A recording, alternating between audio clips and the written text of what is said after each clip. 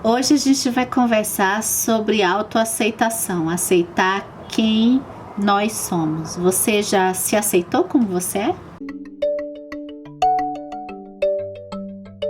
Bem, além da gente conversar hoje sobre essa coisa de autoaceitação, que a gente vai conversar sobre Lélia Gonzalez. Quem foi Lélia Gonzalez? Eu vim apresentar essa coleção que se chama Retratos do Brasil Negro e que proporciona assim a gente conhecer algumas pessoas que, para mim, por exemplo, muitas não têm tanta visibilidade quanto outros intelectuais, né? Então, aqui nesse caso, os negros, a gente tem Abdias Nascimento, que a gente conversou quando a gente conversou sobre o genocídio do negro brasileiro. Aqui não teve vida só para esse livro, mas eu comentei no vídeo de leituras.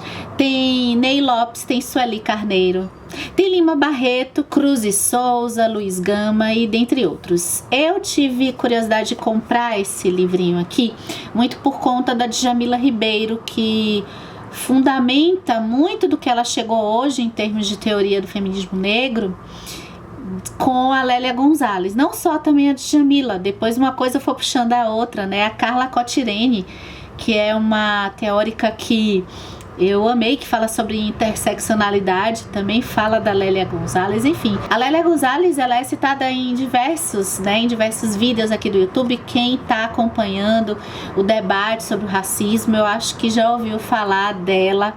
E dessa coleção eu só tenho esse, mas eu quero conhecer um pouquinho de outros teóricos também. Ela foi organizada pelo Alex Hartz, que é doutor em antropologia lá pela Universidade de São Paulo, e também pela Flávia Rios, que está fazendo doutorado na área de sociologia também lá na Universidade de São Paulo.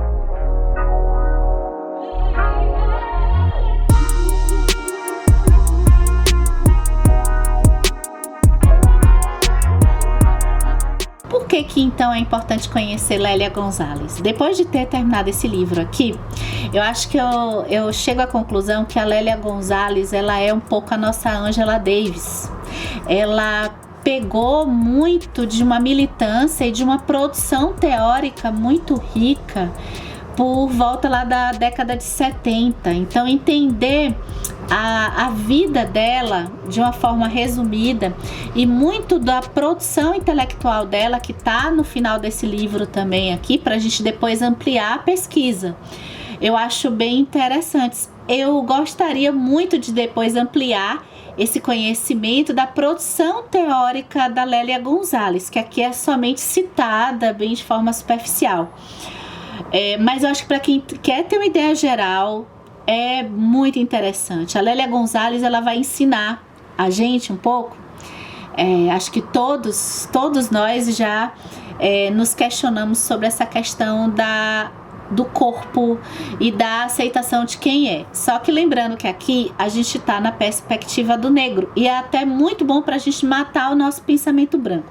Você conhece a nossa série de canal, daqui do canal, sobre como matar o pensamento branco? Então, para quem está do lado do branco, né, de nós brancos, elite, ainda mais, bem melhor ainda, né, é a gente perceber como é que se dá a produção, a estrutura de se tornar um negro ou uma mulher negra e toda a carga que isso carrega. A Lélia Gonzalez, ela é um ponto fora da curva. A gente vai ver aqui, eu não vou contar muitos detalhes porque eu acho interessante vocês lerem nessa biografia para até ajudar o projeto, né? Mas assim, eu trouxe alguns pontos para a gente discutir aqui. Primeiro, a gente vai ver como que a Lélia Gonzalez, a questão familiar dela já traz a gente para um pensamento das circunstâncias de que levou essa mulher a completar os estudos e a se tornar a referência que ela é hoje. Lélia Gonzalez, ela é de uma família de 18 irmãos. Isso é bem interessante aqui no livro, porque ela é a única que vai ter acesso aos estudos, assim, ao conhecimento, muito por conta das condições da família e para a família se manter. A Lélia Gonzalez, ela vai ter a graduação dela em História e Filosofia, pós-graduação em Comunicação e Antropologia, e cursos livres em sociologia e psicanálise. Inclusive, a Lélia Gonzalez, ela vai desenvolver, não está nesse livro, mas é citado, muito de uma análise da psicologia. Ela vai entrar na psicologia para pensar tudo que o Freud e o Lacan, especialmente aqui fala do Lacan, né, pensou lá atrás a respeito das referências ligadas ao complexo de Édipo, que é do Freud, e as referências ligadas à autoestima e ao corpo, levando em conta o corpo do negro e da mulher negra também. Ela também não vai, uma coisa que é bem bacana, que me lembra a Angela Davis também nisso, né? E a Bell Hooks, que é outra teórica que eu gosto, é que ela não, além dela estar na teoria, ela vai para uma prática também de militância e de colocar tudo que ela estuda num processo de prática.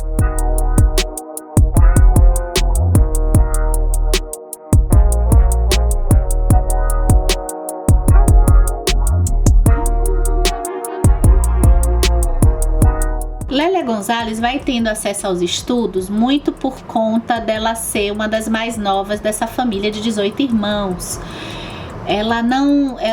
Um dos irmãos dela acabam ajudando muito na família por ascensão econômica, porque ele é um jogador de futebol e ele vai crescendo na questão do jogador de futebol, e ele vai, de certa forma, bancando assim, esses estudos da Lélia.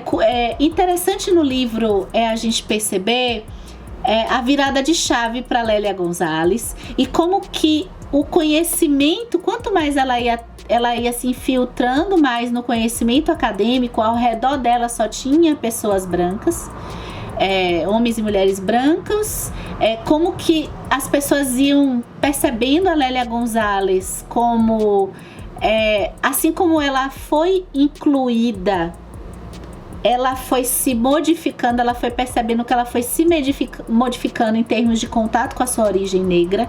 É como se ela fosse embranquecendo em termos de comportamento para ser aceita, para estar no grupo que ela tinha, que é esse estudo, que é um grupo de intelectuais brancos. E um outro aspecto que me chama muita atenção nesse livro, que é um livro que leva a vários outros livros, e eu já li um outro livro por causa desse aqui, que é o Tornar-se Negra, e que é o aspecto da negação do próprio corpo. O que é negar o próprio corpo?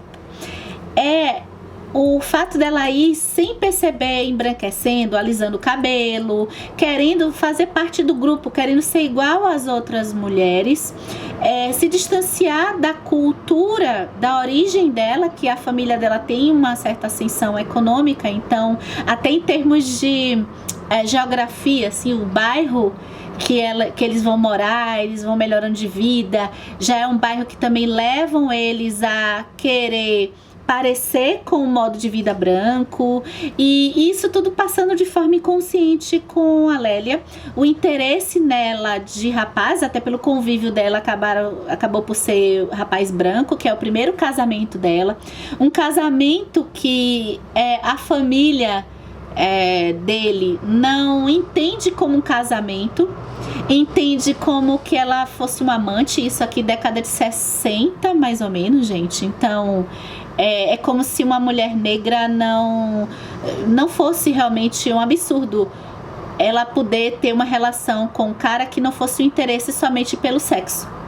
Então é isso que vai ter a virada de chave de Lélia Gonzalez, que eu achei espetacular. Então, com esse homem branco que começa a falar com ela, a atentar para questões da negritude que ela não tinha parado para pensar. Por quê? Por causa do enfrentamento familiar. Como ele quer assumir a Lélia publicamente, ele começa a levar o debate, essa questão racial para ela, o que ela não havia pensado. Então ele começa a querer que ela seja quem ela é, que é uma mulher negra. Ela não precisa alisar o cabelo, essas coisas. E aí depois ela vai ter um segundo casamento, que esse casamento, que também acho que combina com a virada de chave dela. Ela já estava querendo mudar o estudo dela, que ela estava fazendo, para um estudo mais voltado para essa parte dos negros, é quando ela vai se interessar mais pela psicologia. E aí, quando ela se casa com esse homem negro, que ela diz que já tem um outro aspecto, ela fica observando essas relações para ajudar nos estudos dela, né? Então esse segundo casamento já era o oposto. Era também um negro que teve ascensão econômica e que não queria debater a questão da raça. Achava que essa coisa da raça não existia e que ele ficava incomodado quando a Lélia estava já se interessando para se aprofundar mais nessas pesquisas, e a própria postura e posicionamento acabaram que eles se divergiram, né? Eles divergiam e também acabou se separando desse segundo marido. E é quando ela realmente decide mergulhar cada vez mais nesses assuntos e nessa militância.